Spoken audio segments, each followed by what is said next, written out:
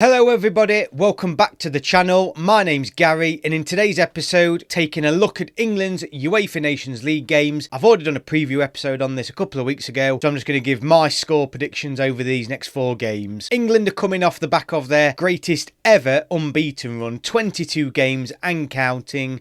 That's within 90 minutes of football. Will that record come to an end at this international break? Well, here's my predictions.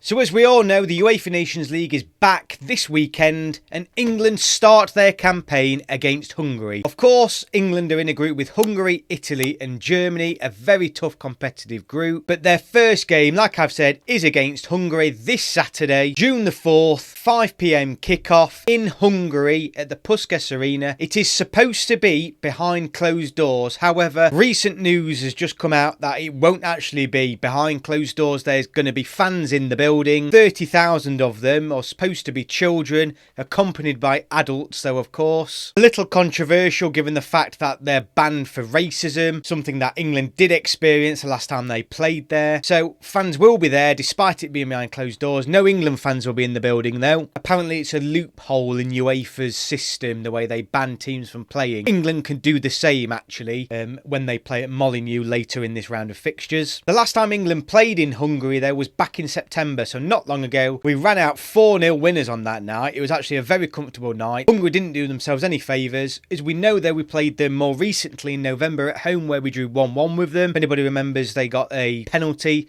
in the first half. I think it was because of Luke Shaw's high foot. I don't expect England though to run out 4-0 winners like we did last time. That was a freak night. I think we was as good as Hungary were bad.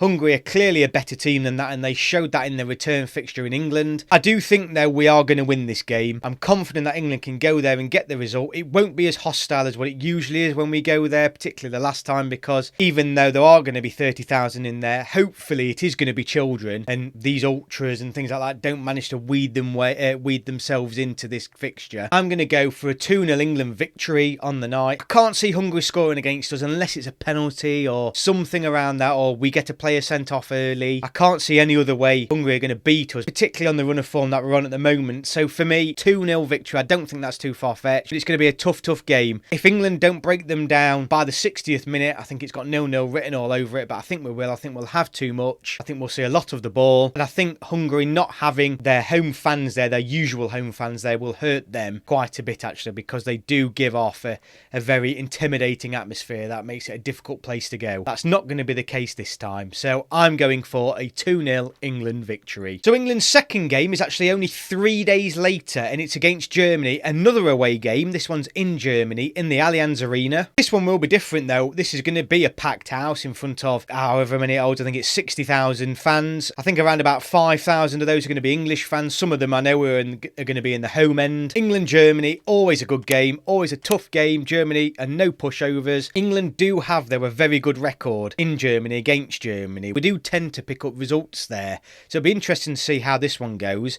I do think it's England's toughest game of the group, given current form. For me, I'm going to go with a draw. I'm going to go with a 1-1 draw. I would snap your hand off right now for that. I think this is a game that England could easily lose, but England aren't conceding goals. Germany aren't conceding a huge amount of goals. We're both in form. I think we might just cancel each other out, and I would take a 1-1, and I think that's what it will be on the night. So England's third game, and actually the first one we're at home in this set of fixtures, is going to be against Italy. It's at the Molineux Stadium, so Wolves' ground. Unfortunately though, for England, this is our stadium ban, and this is, as we all know, as a result of the idiots storming Wembley in the European final against Italy, ironically. So we've been forced to play behind closed doors. And I think that hurts us a lot because Italy are one of only, I believe, 4 teams, I might be wrong there, but there's not many who have actually got better record against us than what we have against them. So I think we needed the fans there for this. Italy, it's a very difficult team to judge really, because you don't know what you're going to get with them. They could turn up and put a performance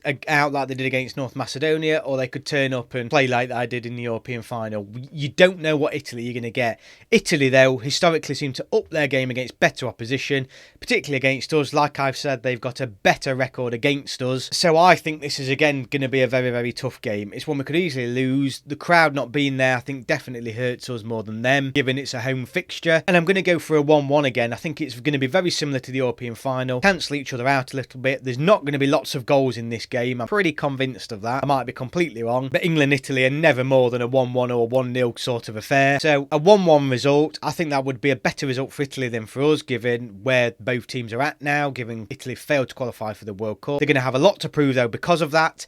England, though, have obviously got the revenge of the European final.